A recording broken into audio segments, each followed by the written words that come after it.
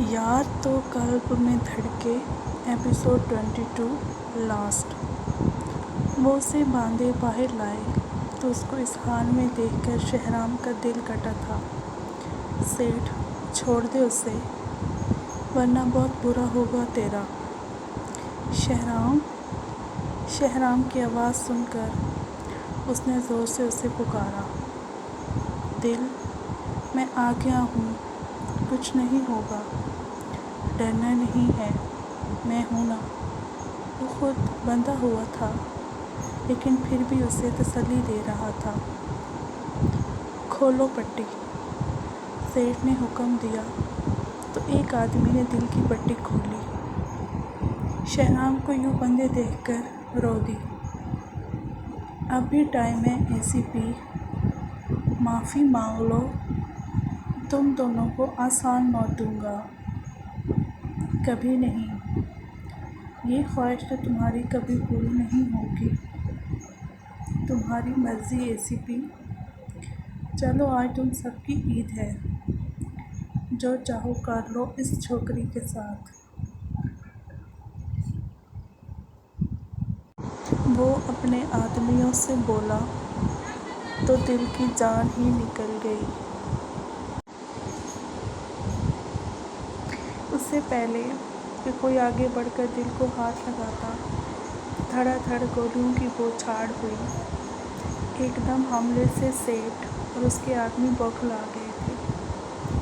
कौन है जिसने ये हमला किया? सेठ ने धाड़ते हुए कहा, जबकि शहराम अब रिलैक्स हो गया था। सबको बौखलाते देखकर दिल भागकर शहराम के पास गई, लेकिन उसके अपने हाथ बंधे हुए थे।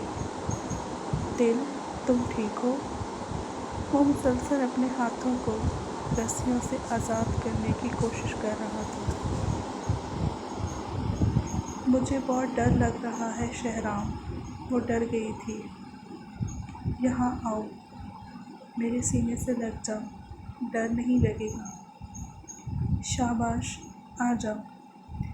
जबकि वो झटके से उसके सीने से जा लगी। एक सुकून सा दोनों में उतरा। बस डरना नहीं है, वो उसका सर चूमते हुए बोला। यारम, शहरयार, मुस्तफ़ा तीनों ही पुलिस एहलकारों के साथ वहाँ पहुँच गए थे। सेठ को छोड़कर बाकी सारे आदमी मारे जा चुके थे।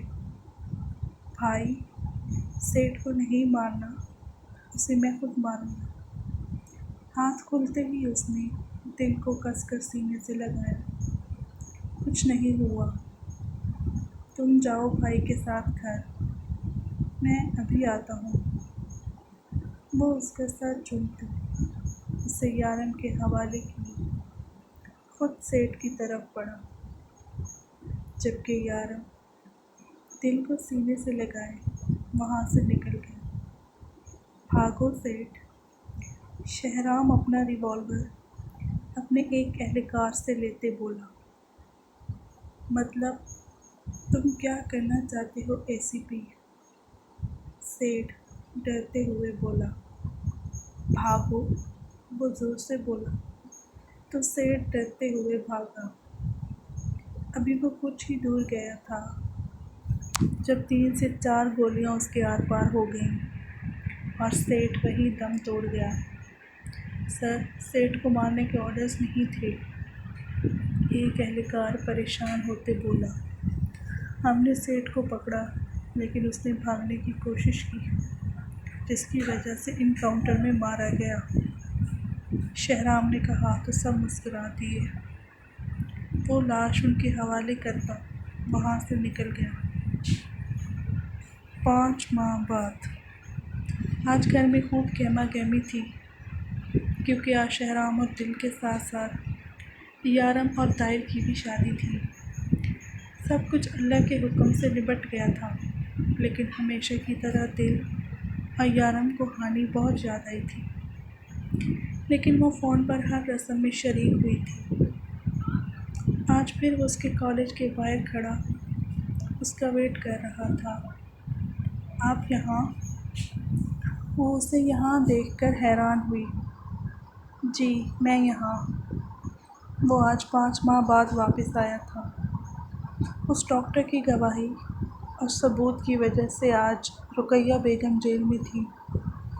تم سے ملنے آیا تھا، بلکہ کچھ بتانے آیا تھا، اور کسی کو اپنے ساتھ بھی لایا ہوں۔ اگر اجازت ہو تو کیا ہم کسی اچھی جگہ پر بات کر سکتے ہیں؟ وہ ایک ہی سانس میں بولتا گیا۔ میں کیوں آپ کے ساتھ کہیں بھی چلوں گی؟ وہ ابرو اٹھاتے بولی۔ اگر آپ کا بھائی آپ کو کہے تب بھی نہیں چلیں گی؟ مطلب وہ لج گئی۔ بھلا یارم بھائی کیوں اسے کسی بھی ایرے غیرے کے ساتھ جانے کی اجازت دیتے؟ لو بات کرو۔ مزید بحث سے بچنے کے لیے اس نے یارم کا نمبر ڈائل کرتے اس کے ہاتھ میں تھمایا۔ وہ پاکستان واپس جا کر ہانی کے بارے میں سب پتہ لگا آیا تھا۔ اسے بہت افسوس ہوا تھا یہ جان کر کہ اس کے ماں باپ اس کے ساتھ ایسا رویہ رکھتے تھے۔ تبھی یارم کے بارے میں اسے پتہ چلا اور اس نے ڈائریکٹ یارم سے بات کی تھی۔ یارم سے بات کرنے کے بعد وہ مطمئن سی اس کے ساتھ چل دی تھی۔ اب قسمت ان کو کہاں لے کر جاتی یہ تو اللہ ہی جانتا تھا، لیکن ایک بات تو طے تھی، اب ان کو کوئی بھی جدا نہیں کر سکتا تھا۔ The end.